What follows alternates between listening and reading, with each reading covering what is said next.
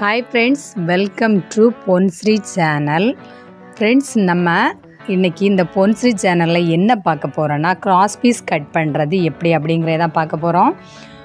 ஒரு பீஸ் துணி எடுத்துருக்கோம். இந்த துணியை நம்ம கிராஸ் எது நேர் எது அப்படிங்கிறத செக் பண்ணிக்கிடலாம்.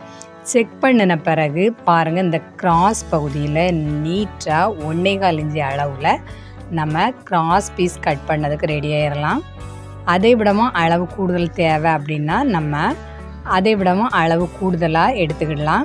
இந்த கிராஸ் பீஸ் கட் பண்ணுற பகுதி நமக்கு முன் கழுத்துக்கும் பின் கழுத்துக்கும் கரெக்டாக வரும். ஃப்ரெண்ட்ஸ் இது முன்கழுத்து பின் கழுத்து கட் பண்ண துணியில் உள்ள பீஸ் தான்.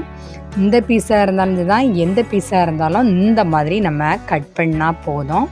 பாருங்கள் எவ்வளோ ஈஸியாக நம்ம கிராஸ் பீஸ் கட் பண்ணி ரெடி பண்ணிகிட்ருக்கோம் அப்படிங்கிறத பாருங்கள். ஃப்ரெண்ட்ஸ், நம்ம பொன்ஸ்ரீ சேனலை இது வரைக்கும் சப்ஸ்கிரைப் பண்ணாதவங்க மறக்காமல் சப்ஸ்கிரைப் பண்ணுங்கள். ஃப்ரெண்ட்ஸ், லைக் பண்ணுங்கள், ஷேர் பண்ணுங்கள். ஃப்ரெண்ட்ஸ், இந்த மாதிரி நம்ம கிராஸ் பீஸ் கட் பண்ணும்போது பாருங்கள், நமக்கு அந்த ரவுண்டு கழுத்து தைக்கிறதுக்கு ரொம்ப ஈஸியாக இருக்கும். ஃப்ரெண்ட்ஸ், அதே மாதிரி ஜாயின் பண்ணுறதும் நம்ம கரெக்டாக ஜாயின் பண்ணால் போதும். பாருங்கள், இந்த கழுத்து பீஸில் கொஞ்சம் துணி தான் மீதி எல்லா துணியிலையுமே நம்ம 1.25 இன்ச்சு அளவில் கரெக்டாக கிராஸ் பீஸு கட் பண்ணியாச்சு. நீங்களும் இதே மாதிரி கட் பண்ணி பாருங்கள், ரொம்ப ஈஸியாகவே இருக்கும். எந்த ஒரு சிங்கிள் பீஸ்லேயும் இந்த மாதிரி நம்ம செக் பண்ணிக்கிட்டு நேர் பீஸ் துணியில் கட் பண்ணிடக்கூடாது. கிராஸ் பீஸ் துணியில் தான் நம்ம கிராஸ் பீஸ் கட் பண்ணணும்.